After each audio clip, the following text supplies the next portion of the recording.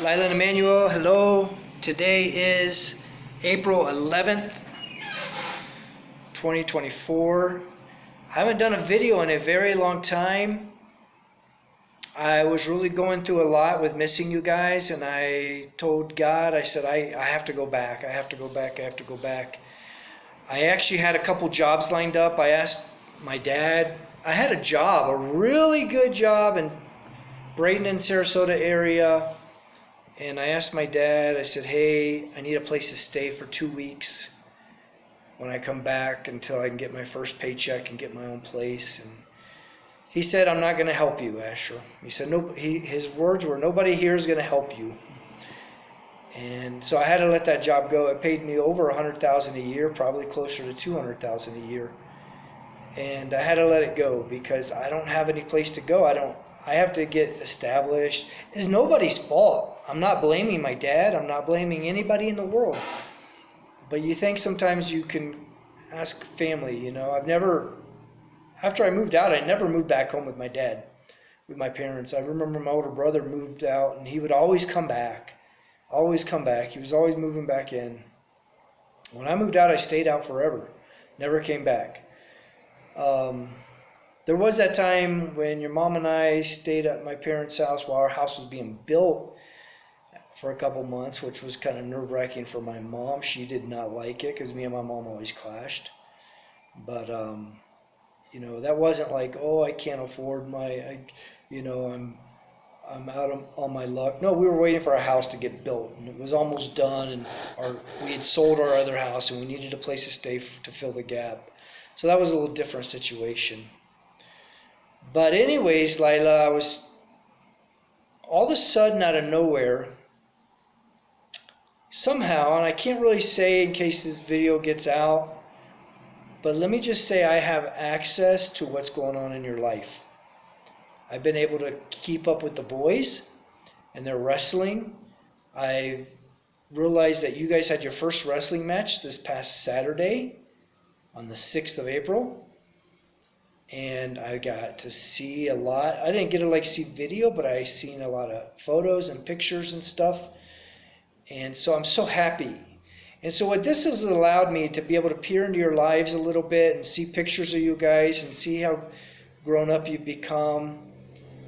And to see that you're wrestling and Caleb's coaching you guys. It just made me so happy, Lila and Emmanuel. I've just been so happy. And I feel like God doesn't want me to go back. And what he's done is kind of like, okay, let's help Asher out here a little bit. He's really suffering. He doesn't have his children. He doesn't have his family. He's hurting. And I can't let him, for whatever reason, I'm not allowed to talk to you guys. I mean, your mom won't let you talk to me. But I think it's because God knows if we talk, then next thing you know, either I'll be back there where I'm not supposed to be, or you guys will be over here where you're not supposed to be. I don't know what the reason is. I don't question God. Sometimes I wish He would help me and give me a little more information. But at the end of the day, I put all my faith and my trust in Him and His will. And I stand fast to the promises He's made me in earlier years where He said, if I'm willing to walk through the fire, I won't get burnt. And that He'll reward me on the other side.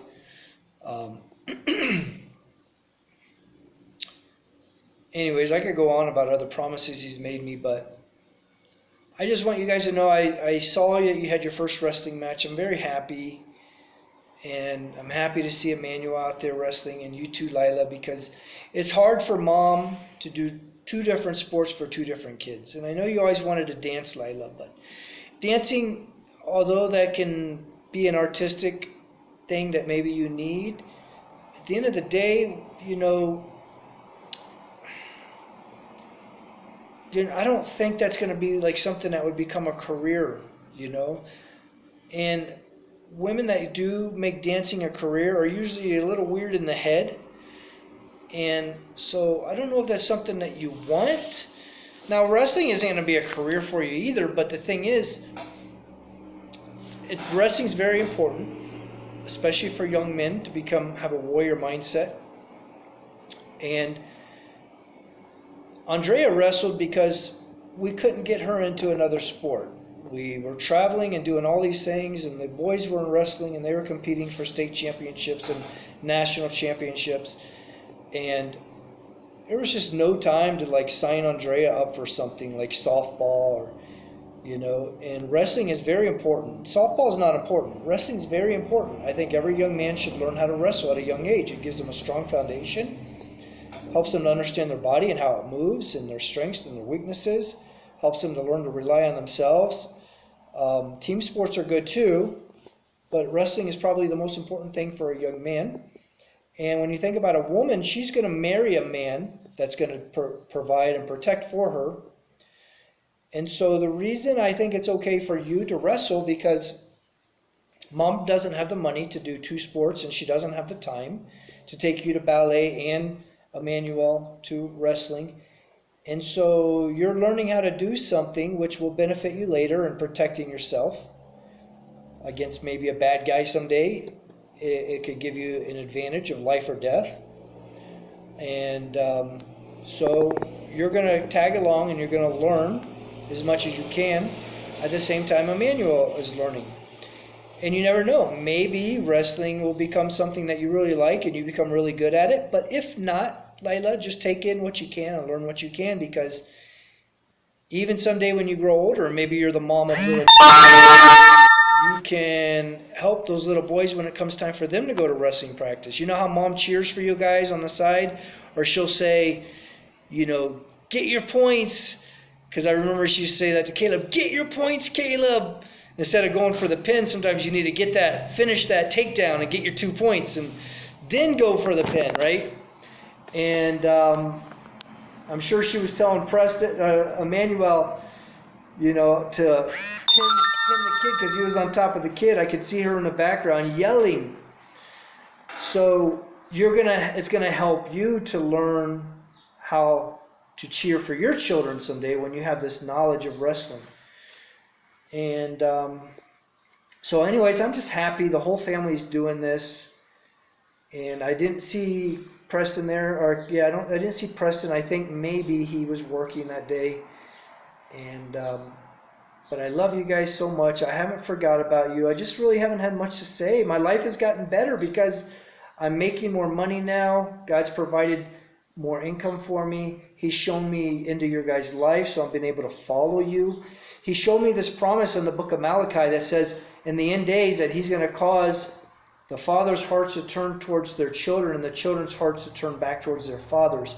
And the reason that is because in the times we live in, so many mothers have turned their children against their father.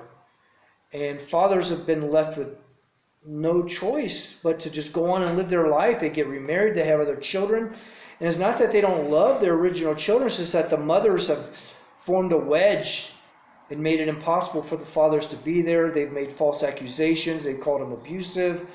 They've called the police. They've gotten,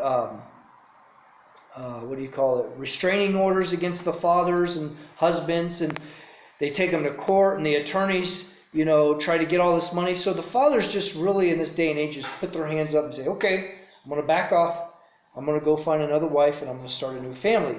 So who gets hurt by the mother's actions? The children, because now they're raised without a father.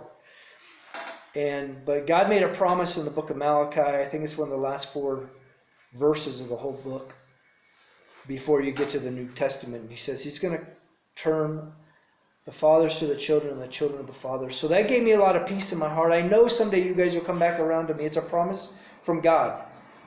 If that doesn't happen, then I'll tell you this. If it doesn't happen, you don't ever have to believe a word out of the Bible.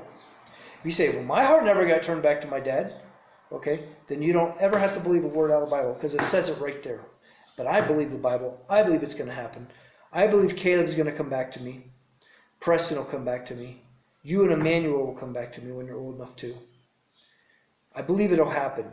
I'm here. I'm waiting. I love you. If God makes a way for me to go, I'll go. And I would love to send stuff, but I don't even know where you guys are. So people say, oh, you're a horrible dad. You don't send money. I don't know where to send money to. I don't have an address. You think I'm going to send it to somebody else, a third party? No, that's not my responsibility to send it to a third party and hope it gets to you. Okay, If your mom wants me to send stuff, give me your address. Tell me where you're at. When I had an address, I sent you stuff. And then you moved and I lost it. And so I stopped because I'm not going to be told how I have to get money to you guys. Furthermore, I'm not even going to be told I have to get money to you. I have a house. I have food in my fridge. I have everything paid off in life so we could live happy and free here in Mexico together. But somebody else changed that. And it's not my fault. It's not my problem. I'm still here. I'm still providing. If you guys come here, I'll happily provide for my whole family, even my wife, Jessica. So good to talk to you guys again. I love you so much. I miss you so much. We had that eclipse the other day. I didn't think much of it. I didn't care about it too much. But I do think that was kind of God's way of saying this is your last chance to repent, America, and then some bad things are coming. I think probably starting this year, in 2024, maybe this month.